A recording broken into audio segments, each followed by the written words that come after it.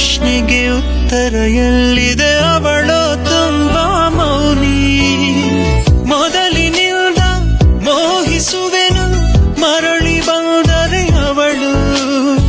ನನಗೂ ಗೊತ್ತು ಅವಳು ಬರಳು ನನ್ನ ಸ್ವಪ್ನದಲು. ಹೃದಯದ ತೋಳದೊಳಗಡೆ ಎಂದು ಅರಳ